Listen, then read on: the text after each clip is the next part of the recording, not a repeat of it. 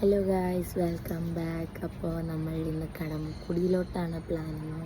പക്ഷേ മഴ വരുന്നുണ്ട്, എങ്ങനെ ആവുമെന്നൊന്നും അറിയില്ല. സോ എന്തായാലും ഇറങ്ങിത്തിരിക്കാമെന്ന് വെച്ചു. കുറേ നാളായി പറയുന്നുണ്ട് കടമക്കുടി പോകാനെന്ന്.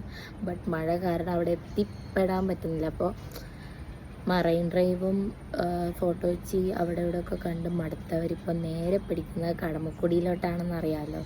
സോ അവിടെ നമ്മളൊന്ന് പോയി നോക്കിയാലോ. ഓക്കെ, അപ്പോൾ പിന്നെ ബാക്കി നമുക്ക് അവിടെ വെച്ച് കാണാം. അപ്പോൾ എന്നും പതിവ് പോലെ വാപ്പാനെയും വിളിച്ചുകൊണ്ട് ഇറങ്ങി. അപ്പോൾ വാപ്പയും ഞാനും ആണല്ലോ കറക്കം.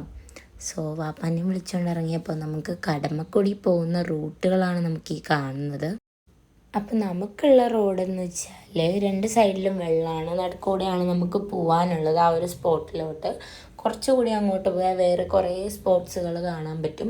എല്ലാ സ്ഥലത്തിലും നമുക്ക് ബൈക്കുമായിട്ട് പോകാൻ പറ്റണമെന്നില്ല. പിന്നെ എന്താണെന്ന് വെച്ചാൽ ഇടയിൽ കൂടെ വാപ്പാനെ വലിച്ച് കയറ്റിയ രംഗങ്ങളാണ് ഗൈസ് നിങ്ങൾ കണ്ടത്. പിന്നെ കുറച്ചുകൂടി അങ്ങോട്ട് പോയപ്പോൾ വീണ്ടും നമ്മുടെ സെയിം സീനറി പോലത്തെ കുറേ പ്ലേസസ്. അപ്പം നമ്മൾ കണ്ടാൽ വിചാരിക്കും എല്ലാം ഒരുപോലെയാണ്, പക്ഷെ അതിന് ഓരോന്നിനായിട്ടുള്ള ഒരു ബ്യൂട്ടി ഉണ്ട്. പിന്നെ നമ്മളിപ്പോൾ കണ്ടതെന്ന് വെച്ചാൽ കയാക്കിങ് അവിടെ അവൈലബിൾ ആണ്. പിന്നെ അപ്പോൾ നമുക്ക് എന്ത് പറയാൻ, ഒറ്റയ്ക്ക് പോയാണെങ്കിലും ഫ്രണ്ട്സായിട്ട് പോയാണെങ്കിലും ഫാമിലി ആയിട്ട് പോയാണെങ്കിലും എക്സ്പ്ലോർ ചെയ്യാൻ പറ്റിയൊരു കാം ആൻഡ് ക്വയറ്റ് ആയിട്ടുള്ളൊരു പ്ലേസ് കൂടിയാണ്. പിന്നെ നമുക്ക് ഒന്നാമത് ചെയ്യാമെന്ന് വെച്ചാൽ വേസ്റ്റ് ഇട്ട് നശിപ്പിക്കാണ്ടിരിക്കുക പ്ലേസ്. ബിക്കോസ് എന്താ, നമ്മൾ തന്നെയാണല്ലോ നമ്മുടെ പ്രകൃതിനെ നശിപ്പിക്കുന്നത്. അത് നമ്മൾ ഒന്ന് ചെയ്യാണ്ടിരുന്നാൽ പോരെ. പിന്നെ ഞാൻ കുറേ ഫോട്ടോഷൂട്ടും കാര്യങ്ങളെന്നൊക്കെ പറഞ്ഞ് കുറേ ഷോ ഓഫൊക്കെ കാണിക്കുന്നുണ്ട് ഇതിൽ. നിങ്ങൾക്ക് കാണുന്നതിന് പറ്റുമല്ലോ, ഫോട്ടോഷൂട്ടിലാണല്ലോ മെയിനായിട്ട് ഇരിക്കുന്നത് നമ്മൾ. അങ്ങനെ പിന്നെ കുറേയൊക്കെ കഴിഞ്ഞപ്പോൾ പിന്നെ വീണ്ടും ഇച്ചിരി കഴിഞ്ഞപ്പോൾ നമുക്ക് ഇറങ്ങി നടക്കാമെന്ന് വെച്ചു. വേറെ പ്ലേസസ് തപ്പി ഇറങ്ങി നടക്കാമെന്ന് വെച്ചു. കുറേ എക്സ്പ്ലോർ ചെയ്യാനുണ്ടല്ലോ എന്തായാലും. അപ്പോൾ നമ്മൾ വന്നിരിക്കുന്ന ടൈം എന്ന് വെച്ചാൽ ഒരു 4 o'clock ആ ഒരു ടൈമിലായിരുന്നു. സൺസെറ്റ് വരെ നമുക്ക് ടൈമുണ്ട് ഇവിടെ സ്പെൻഡ് ചെയ്യാൻ. സോ കുറേ കണ്ടൽക്കാടും ഇതൊക്കെ ഇങ്ങനെ കടന്ന് പോയി. രണ്ട് സൈഡിലും ചെടിയും വെള്ളവും നടുക്കൂടെ ഒരു ചെറിയ വഴിയും നടക്കാൻ നല്ല രസമുണ്ട് ഗൈസ്. നമ്മളെന്താ പറയുക, പോയി തന്നെ കാണണമെന്ന് പറയും.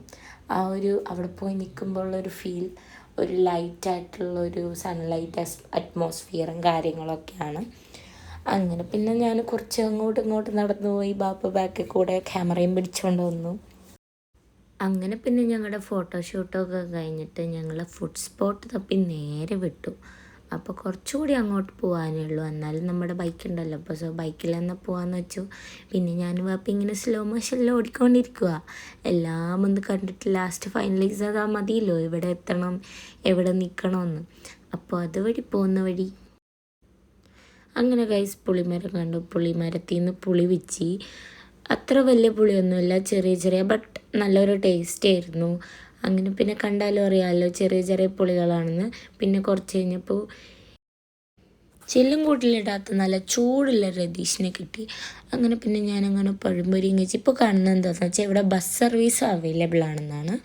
അങ്ങനെ പിന്നെ കുറച്ച് കഴിഞ്ഞപ്പോൾ നമ്മൾ ബ്രെഡ് ഓംലെറ്റും ചില്ലി ഗോപിയും അതൊക്കെ കുറേ ഫുഡ് ഐറ്റംസൊക്കെ വാങ്ങിച്ച് ഇങ്ങനെ നല്ല കാറ്റും കൊണ്ടിരുന്ന് കഴിക്കാൻ തുടങ്ങി. അപ്പോൾ കാണുന്നതെന്ന് വെച്ചാൽ ചില്ലി ഗോപി കഴിക്കുന്നതാണ് ഭയങ്കര ടേസ്റ്റായിരുന്നു. ഒരു സ്പെഷ്യൽ ടേസ്റ്റ് എന്നതെന്ന് പറയാം. എല്ലാ ഫുഡും, ഒരു ഫുഡെന്ന് മാത്രമല്ല, എല്ലാ ഫുഡും നല്ല ഒന്നിനൊന്ന് മെച്ചമായിരുന്നു. നല്ലൊരു അടിപൊളി ഇളം ചൂടുള്ള ഒരു ചായയൊക്കെ കുടിച്ച് കാര്യങ്ങളൊക്കെ പിന്നെ കഥയൊക്കെ പറഞ്ഞിരുന്നു.